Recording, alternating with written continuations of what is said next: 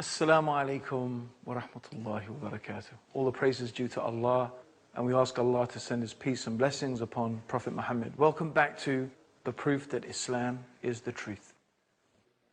Now, today we're going to launch into a really special topic, the miracle of the Quran, the linguistic miracle of the Quran.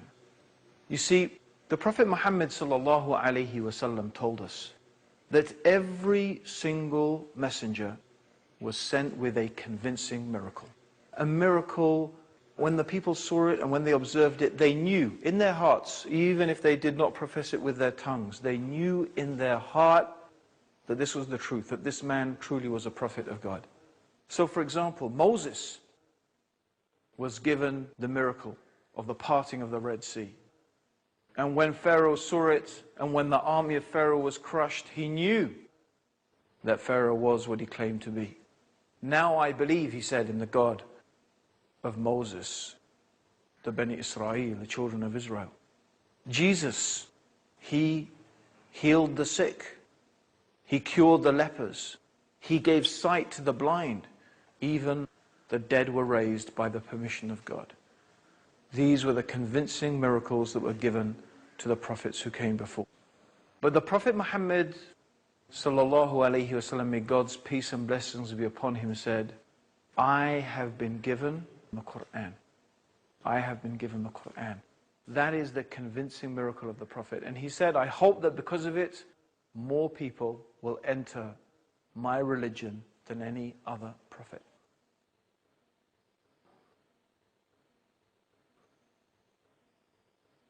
So today we're going to be discussing the miracle of the Quran. This is it. I'm holding in my hand here a miracle. Some of you may say, well, how is it a miracle?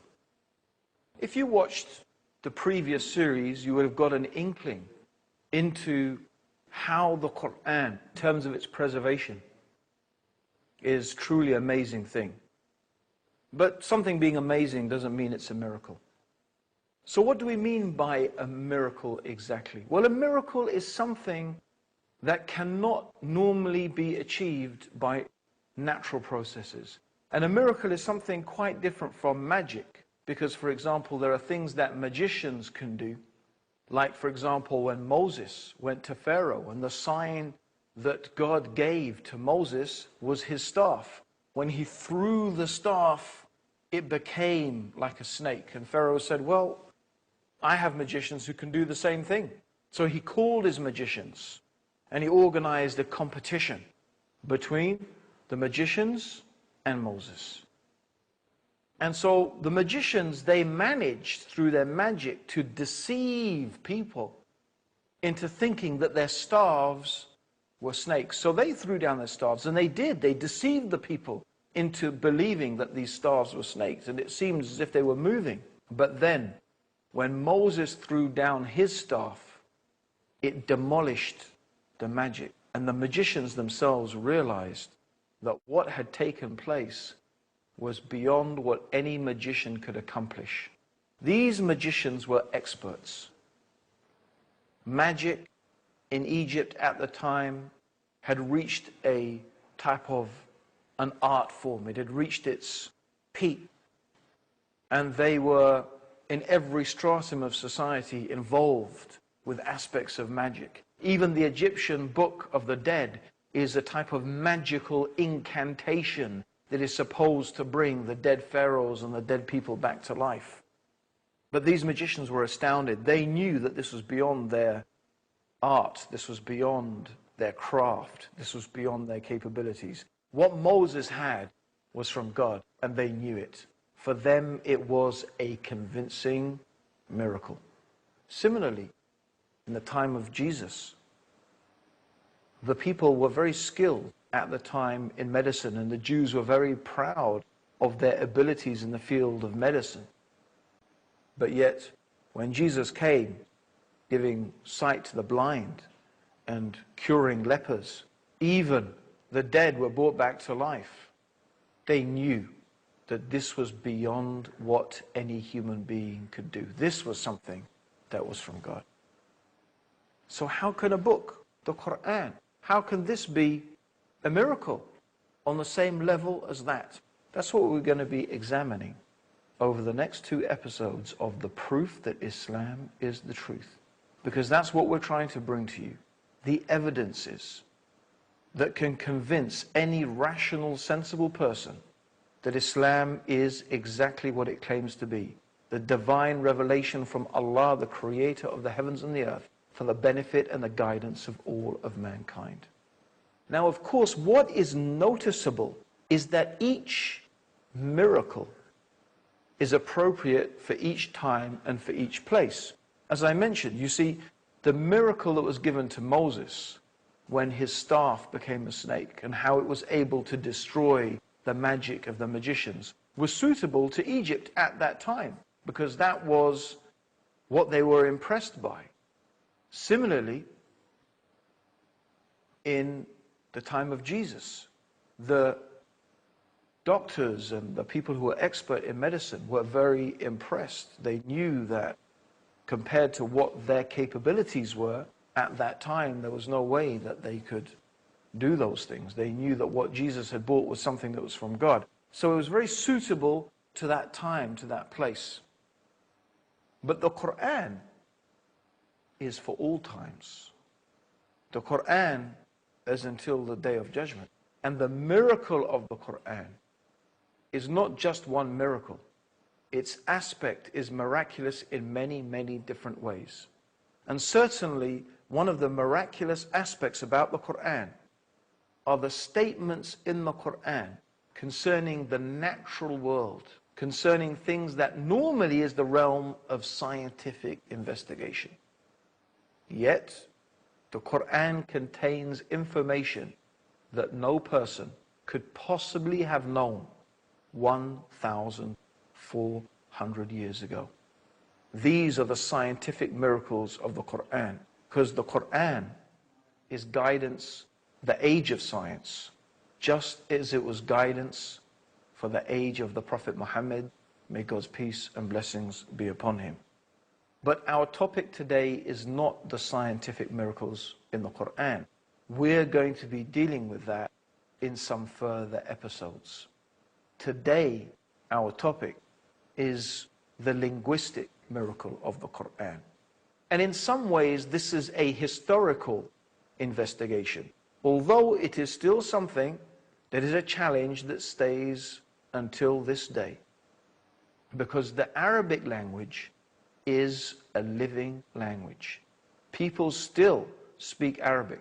People can still pick up the Quran who speak Arabic and read it and understand it and comprehend it, even though this book is 1,400 years old. You would be very hard-pressed. In fact, I don't even know if there is another book like this in the world today, or another language like this in the world today, that is so ancient, yet people still comprehend it and still people understand its language. So this is something very special about the Quran. But what we're going to be investigating is this linguistic miracle of the Quran, the challenge of the Quran that was laid down to the Arabs 1,400 years ago. If you do not believe that this book, the Quran, is from God, then produce one chapter like it. Just produce one chapter like it. And if you can't do it, and verily you will never be able to do it, then fear the fire, fear the hellfire, whose fuel is men and stones. So this is the challenge of the Quran.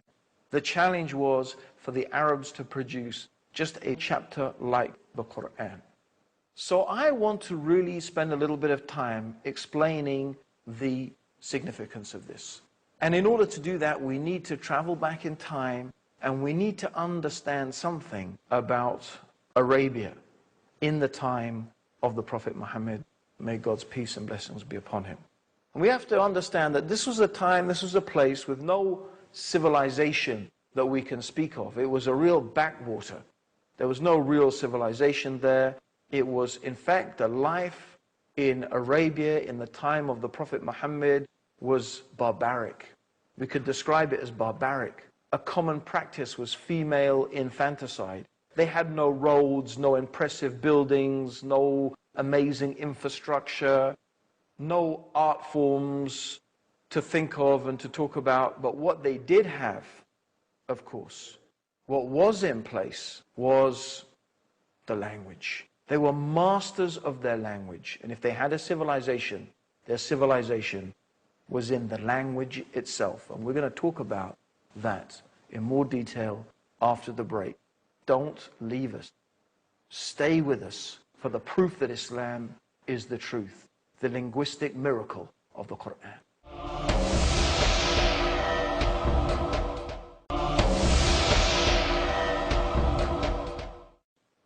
Welcome back to the proof that Islam is the truth. And today we're talking about the linguistic miracle of the Quran.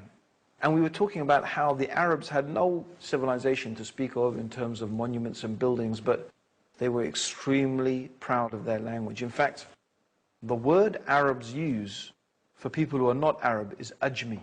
And ajmi means someone who is dumb. It's like someone who can't speak. So they were really proud of their language. It was a pure language. It was a strong language. And they were masters of it. They were masters of the use of language. And they were very, very fond of poetry as well. In fact, they had a marketplace for poems, a marketplace for poetry. It was called Uhaz. And this is the context in which I need to place the revelation of the Word of God, the Quran. Because it's in this context that the challenge of the Quran is made. You see, the Prophet Muhammad, may God's peace and blessings be upon him, was not a literate man. He was not a man of letters. He was not known to be a poet or a narrator. That's not what he was known to be. He was known to be honest and truthful and trustworthy, yet he came with this book, outstanding in its qualities, a masterpiece of literature, unlike which the Arabs had never heard before. And the proof of it, the proof that it was from God to the Arabs, was its eloquence, its mastery of the language, its succinctness. So the Quran made a challenge. The first challenge was because the people were saying, Muhammad invented the Quran. They were claiming he invented it. So